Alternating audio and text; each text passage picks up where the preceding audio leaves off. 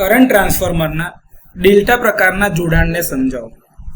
તો આગળ જે રીતે વાત કરીએ કે સિટીની અંદરમાં 3 ફેઝ કનેક્શનમાં જ સ્ટાર અને ડેલ્ટા પ્રકાર બની શકે છે, જેમાં ગયા વખતમાં આપણે સ્ટાર કનેક્શન જોયું. ડેલ્ટા કનેક્શનની અંદરમાં સેકન્ડરી વાઇન્ડિંગના સિટીના ક્લોઝ લૂપ ટ્રાયંગલ બનાવે છે, એટલે કે આવું ત્રિકોણ, એક આર ફેઝ, વાય ફેઝ અને બી ફેઝ લાઈક ધીસ, આવી રીતે ત્રિકોણમાં જોડાયેલા હોય છે.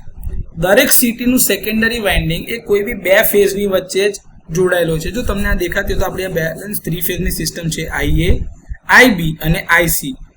IA, IB અને IC એ 3 ફેઝની બેલેન્સ સિસ્ટમ છે, જેની વચ્ચે 120 ડિગ્રીનો ખૂણો છે બધી બાજુથી જોતા હોઈએ તો. એટલે આ બેલેન્સ કન્ડિશનમાં IA નું મૂલ્ય અને IB નું મૂલ્ય અને IC નું મૂલ્ય એક સમાન છે. એવી જ રીતે IA, IB અને IC નું મૂલ્ય બંને કેસમાં એક સમાન છે, ખાલી ફેઝ સિક્વન્સ અલગ છે કનેક્શનના આધારે. હવે આ ત્રિકોણની દરેક બાજુએ બે ફેઝ વચ્ચે જોડાયેલા એક સેકન્ડરી વાઇન્ડિંગનું પ્રતિનિધિત્વ કરશે. એટલે કે શું બતાવશે કે સાઈડ બતાવશે કે આમાંથી આ બેનો ડિફરન્સ કરંટ જાય છે. જેમ કે જો આ રીતે જોવા જઈએ તો IA બાર તરફ જાય છે, IB એ આ બાજુ બાર તરફ જાય છે, IC એ આ બાજુ તરફ જાય છે.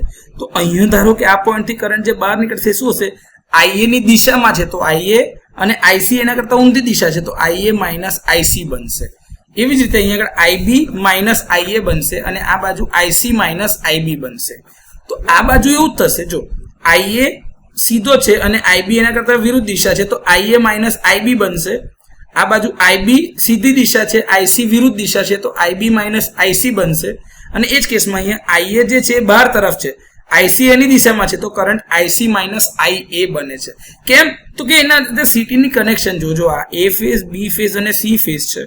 તો આ A ફેઝનો કરંટ જે છે એમાં ડોટ અહીંયા આગળ છે એન્ટરિંગ, તો એન્ટરિંગ A તરફ છે તો એન્ટરિંગ અને એનો આ એક છેડો મેં આ કોમન બનાવ્યો છે, જે એક છેડો જાય છે તો અહીંયાથી આ કરંટ એ બીજાની જોડે જાય છે B સાથે.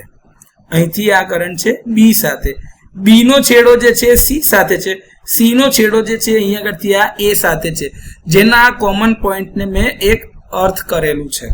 તો અહીંયા જે કરંટ મળશે કયો મળશે, તો કે ભાઈ IC માઇનસ IB નો કરંટ છે અહીંયા આગળ, અને ઉપરથી જે કરંટ આવતો હશે કયો છે IA માઇનસ IB, અને અહીંયા આગળ જે કરંટ આવ્યો છે કયો છે IB માઇનસ IC, કનેક્શનના આધારે છે. એવી જ રીતે અહીંયા આગળ જો આ IA છે, IB છે અને IC છે, તો જે કરંટ બહાર નીકળતો હશે એ અહીંયા આગળ કયો હશે તો કે IA માઇનસ IC, ઓપોઝિટ વાળો કરંટ. એવી જ રીતે અહીંયા આગળ જે જોતા હશો IA minus IC, IB minus IA અને IC માઇનસ IB, આ એ જ કરંટ જે કનેક્શનની પોલારિટી કયા આધાર છે એના આધારે થશે.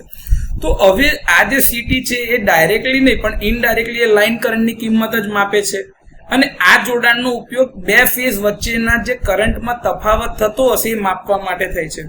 તમે જે સમજો છો એ પ્રમાણે જો તમને કહું તો બેલેન્સ કન્ડિશન હશે અને નોર્મલ હેલ્ધી કન્ડિશન હશે તો IA, IB અને IC ત્રણેના મૂલ્ય એકબીજાને સમાન હશે, પરંતુ એની વચ્ચે ફેઝ ડિગ્રી તફાવત હશે 120 ડિગ્રીનો. તો એના આધારે જ એ તફાવત માપવા માટે જ રચાયેલું છે. તો જો એમાં અસંતુલન એટલે કે ઇમ્બેલેન્સ હશે અને જો કોઈ અર્થ ફોલ્ટ થતા હશે એટલે કે કોઈ ખામી હશે તો એ ઇઝીલી આનાથી ડિટેક્ટ થઈ શકશે. તો કરંટનો વેક્ટર સરવાળો જે પૂરો પડતો હોય તો એ રિઝલ્ટન્ટ વેલ્યુ ત્યારે જ કોઈક મૂલ્ય બતાવે જ્યારે એમાં ઇમ્બેલેન્સ હોય કાં તો કોઈક ફોલ્ટ થયો હોય. હવે આ પ્રકારનું જે ડેલ્ટા કનેક્શન છે ઝીરો સિક્વન્સના કમ્પોનન્ટ્સને સરળતાથી દૂર કરે છે, એટલે કે ડિફરન્શિયલ પ્રોટેક્શન માટે આ પ્રકારની રચના ઉપયોગી થઈ શકે છે. વળી આની અંદરમાં ડેલ્ટા કનેક્શનના કારણે ત્રણ વાઇન્ડિંગ એકબીજા સાથે કનેક્ટેડ છે તો આમાં ન્યુટ્રલ પોઈન્ટ બનાવવાની કોઈ જરૂર પડતી નથી. આ એક એનો વધારાનો ફાયદો છે. એટલે આમાં 3 ફેઝ 3 વાયર સિસ્ટમ જોઈએ છે, જ્યારે સ્ટાર કનેક્શન હોય તો 3 ફેઝ 4 વાયર સિસ્ટમની જરૂર પડે છે. તો આ રીતે કરંટ ટ્રાન્સફોર્મરના ડેલ્ટા પ્રકારના જોડાણને સમજી શકાય.